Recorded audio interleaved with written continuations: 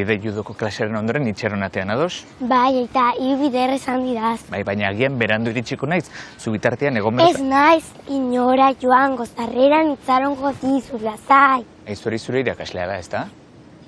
Nor? Abai, Iker! Kaixo, Iker! Kaixo, Liber. Zer moduz? Txapeldun?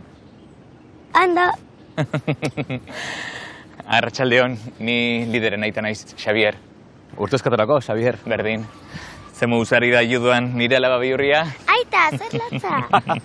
Ba, agia esan artista handia da, ez? Benetan? Horiz didazu kontatu, Benetan, oso askarra da. Hankat primeran bogitzen ditu. Hankazkarrak ditu bai. 11 hilabeterekin hasitzen oinez?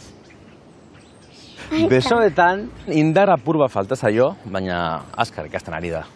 Bai, besoak segituan nekatzen zaizkit. Niri ere bai.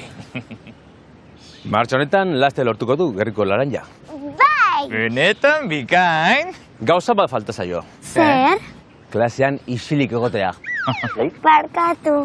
Ara, zer da lide? Besoak nekatuta baina mingaina ez? Oso berritxoa da. Baina primeran pasatzen dugu, ezta? Bai, Bai. bai. Etxean ere ez da isiltzen. Aita, nahikoa, judoko klasera joan behar dugu. Bai, egia da, joazen barrura.